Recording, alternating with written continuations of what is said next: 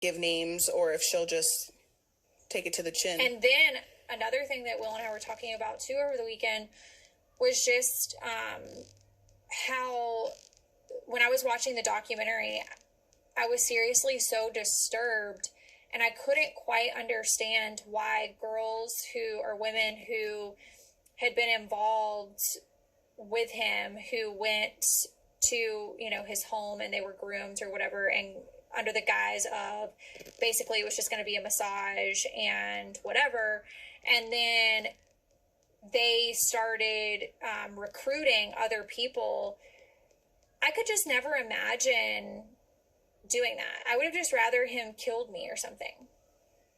I think the thing, it's there's a mental thing that goes into it. It's the manipulation, it's the grooming. You don't think that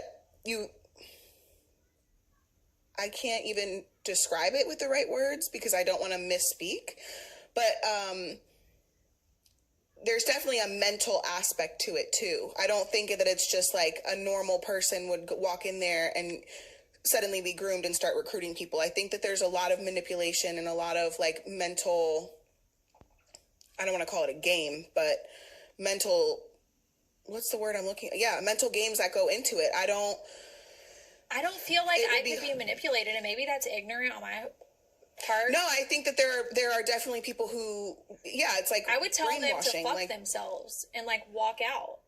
But I feel like there's certain people, that's why.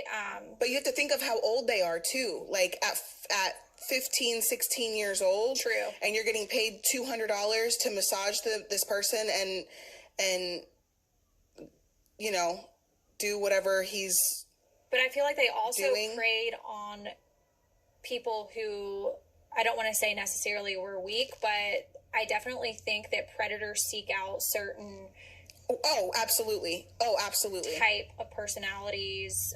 There's certain things that they look for, characteristics that they know going into it, that person can be manipulated. I don't think anybody would ever look at me and be like, oh, that bitch is going to fall for this. Like, right.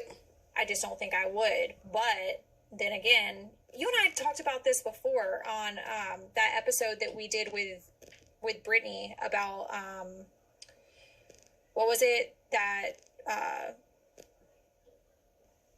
it was about brainwashing, right? Yeah, basically about brainwashing. But what was it? I don't remember what it was about. Remember, it was about her boyfriend that ended up being like in the army or something like that, and yes, how he manipulated her and, you know, all this stuff. I couldn't understand, but I definitely think that it's situational.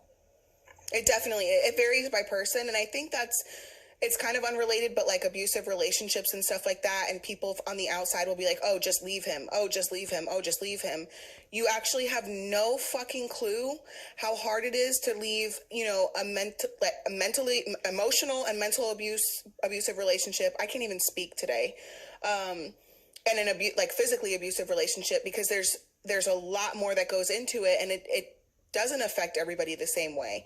And so I think that's a good point that you're making, because a lot of people don't realize that. They just think, oh, just leave. Oh, just don't do it. Oh, just don't tell so-and-so. Well, yeah, you don't know unless you're in it. You know what I mean? And I think sometimes people get into situations that's how it becomes toxic patterns, because it's almost like unless they have that, it's not the norm, right? So right.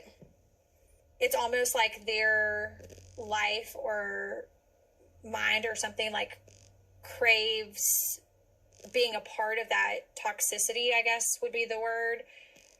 And that's why cycles happen. That's why people get involved in abusive relationships and why they last so long, and it takes such a long time to either get out of them or something like really bad happens.